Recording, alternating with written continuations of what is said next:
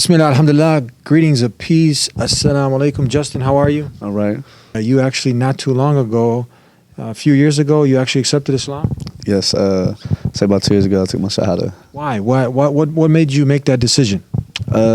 Just growing up in a non-religious home, a lot of things that have you question, like why is, like life itself, you know, when you go through your doubts and droughts and, you know, you want to look for something to bring you up, and why not look for the answer Most High, Allah? So religion caught my eye, you know, to find answers, and what led me to become Muslim. Mm-hmm. So, yeah. What were you doing before Islam? What were you involved in? You don't have to go into the details. I mean, did you feel just spiritually empty? How did you feel? What was the feeling that you felt before, as compared to now? Basically, like how you said, it's spiritually empty, lack of guidance. That's what Islam has done for me so far, is guiding me the right way.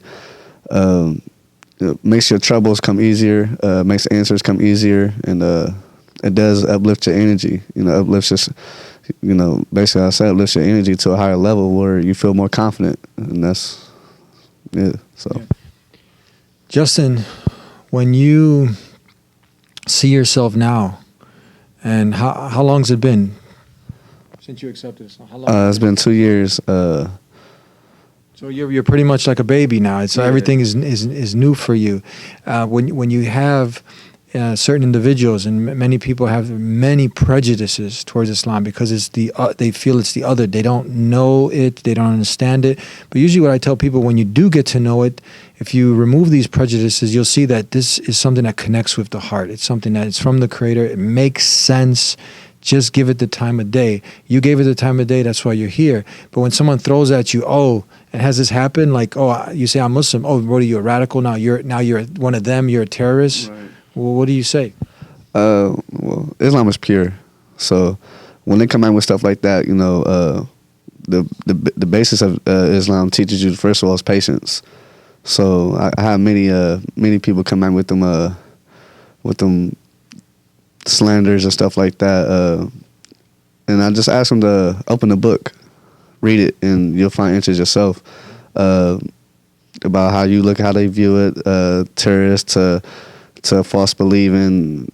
The book speaks for it all. So when you start to open the book and read it, I feel like just open the book itself, as you begin reading, you get a source of energy coming to you. You know, it speaks truth right away from the beginning to end. So that's why I would tell them, just open the book and self-educate. Yeah, this is really important. I like what you said. You said it teaches patience. Yeah. Because there are even some Muslims, you know, they'll come into Islam and they'll be really ecstatic and happy, but they're not seeking knowledge. And then they do something opposite of Islam. They go and misrepresent Islam because Islam says have patience. And now they're on the street corners getting into fist fights because somebody says something derogatory about Islam. But Islam doesn't teach that. Actually, in the Quran, Allah, God Almighty, is saying how to deal with the ignorant people by saying words of peace and just excusing yourself. And you said patience. This is key, huh? Yeah, you know, it teaches you to mind control. You know, evil is easy to manipulate. So without patience, you know, you right away jump into assuming, to judging, to all these wrong ways of going about life. So with patience, and you know, that's what Islam teaches, and it makes everything come to you slower, and you understand it a lot more, and it makes life itself more understanding of purpose. Purpose. Many people, when asked this question, they get like the deer in the headlights, that stump feeling. You know, they don't think about it. Some people who do, they make their own purpose. They say, okay, I'm here to do some charity, have a family, win the NBA championships, make this Grammy hit #1, whatever the case, right? This is all, you know, something that's can be a means, but the ultimate purpose, we know what it is. And how have you found that Islam has answered this question, this crucial question that many people, they're not reflecting about? Some people, they've concocted their own way, but Islam, we know, is from the Creator. How has it filled this void and answered this crucial question about the purpose of life, why we are here? Is it pretty clear now to you as opposed to before Islam? Yeah, definitely. I mean, we all think these other things is a purpose of living, like like you said, win a championship and everything like that. But that's that's in a short period of time. God is forever. So we gotta answer like, what's our purpose being here? We're not here forever. So it shows you clearly our purpose is to submit to Allah. So yeah, Islam has definitely cleared that for me. What's our purpose in life is due to when you start to read into other religion, or just when you're not religious and you question yourself. Once again, Islam, when you open the book, it shows you a guidance, and the guidance helps you figure out a purpose. So for our not yet Muslims, for our brothers in humanity, maybe sometimes you hear two Caucasian white guys and say Allah, and then you just like get spooked out. That's just, if somebody was from the Latinos, they would say Dios, God in English. In the language that Jesus spoke, he didn't speak English, he spoke Aramaic, and he called on God by the name Allah. And we're saying Allah, this is the creator who has no beginning, no end. He has no children. He's not like anybody. He is indeed the one who created creation, Allah. And you're coming, taking those baby steps. You're coming along. Tell us something else that you'd like to share with the audience that can kind of motivate people to really do what you did and to take life serious. It's not about playing basketball, football, partying, and just forgetting about your purpose.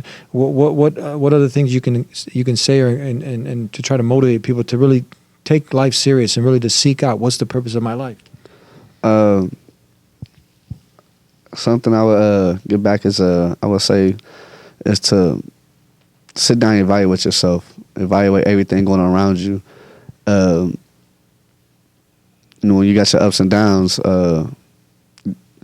there's nothing in this world that could really prepare you for how this world's gonna go but God. Seeking God, that's the best way to prepare yourself. So I say, if you really, if you really have doubt, first is evaluate yourself, and then open the book. Yeah. Open the book.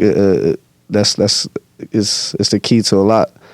You never stop learning God. You never stop learning. So it's the want. So if you want in life to live for a purpose, is search for it. So open to all religion, read all, and self-educate, and you will see when you open that book, the Quran, you'll right away start finding answers. I like that, because many people who've come into Islam, they've read the Bible, they've looked into Buddhism, to Confucianism, to all the world religions. I did the same thing. I wanted to make sure, if I'm going to practice Islam, it can't be a religion organized by man or men. It has to be from the Creator. Right. I'll open up a world religions book, and you can see from the face from this doesn't make sense. This doesn't connect with the heart. Man, this is something that's just way out there. But like you said, Islam makes sense. It makes sense. Worship the Creator, not the creation. It's laid out how we need to live our lives from A to Z. And Justin, I really enjoy talking to people who have made this very important decision. Tell me that, do you feel what you've done now, and compared to how you were living before, do you feel you're becoming a better human being? Do you feel that you've grown spiritually with your connection with God? Definitely. Before I become Muslim, I think everybody, even people who's disbelievers, you always feel emptiness. So have I changed? It's definitely changed me as a better person. I always keep on patience, because life, people don't keep up that enough. They rush it and everything. So it's definitely changed me into a better person. It humbled me, made me more wiser. Even at my young age, age is just a number. Wisdom and being humble, it's a want, and that's what Islam has done for me. Is from then, being impatient, wanting for unnecessary wants and everything. So that's what it's done for me, is make me be patient and be more humble about life, and them are key things going into life. When you're trying to find yourself. So. One key thing before we end, another point I just want to focus. Was there a point in time that because I always tell people, look, if you want to know the truth, it's got to be simple to understand and easy to find.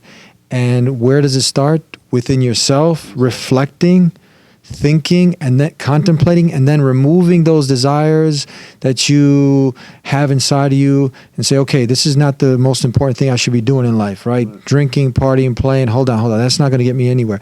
And then doing something real simple. Did you do this? Many people, they find that after they have asked the creator, the reality, the one who created creation, guide me. Have you was there a point that you remember that you asked the creator alone to guide me, to show you the way?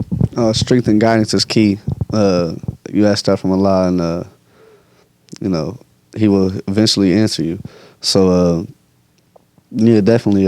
Were you asking? Is there a time when you were seeking to know, and you were saying, God, whoever you are, guide me to the truth? Actually, that's what led me into becoming a Muslim. I was asking for seeking and guidance. All the trouble going through life. Unanswered things. Why is this going wrong? Why am I not getting blessed this way or whatever? Then that's the question I asked is for guidance. The Most High guide me to truth, and when you want something, that's when it'll hit you. And when I wanted it, I felt like that's how God led me to Islam. So guidance, yeah, definitely. About 2 years ago is when I asked for guidance, and then it happened. That's simple. That is something that's not illogical. If someone was asking you to pray to aliens and unidentified creatures or some little statue or anything in creation, that your instinct would reject this. But when you're being told to try something that's not going to bring you any harm, but a whole world of goodness can open, that you call upon the Most High. If there's a picture of you in your mind of him, no, that's not God. God is the one who created creation, but he's not a part of creation. He's the one that can only guide you to the truth, but you have to ask the owner of truth, who is the one able to give you that peace and direct you to purpose. And that's where it starts, right there. And then he will facilitate a way. Try it right now. You have nothing to lose. Ask the Most High for guidance. Say, guide me. Why am I here? Why am I in this world? To just party and play, then you die and it's finished? Do what Justin did. Do what those sincere individuals who want to know the truth, ask the owner of truth. God Almighty, you don't even have to say his name. Say the one who created me. Guide me, guide me, guide me. We'll see you next time. Until then, peace be with you. Assalamu alaikum.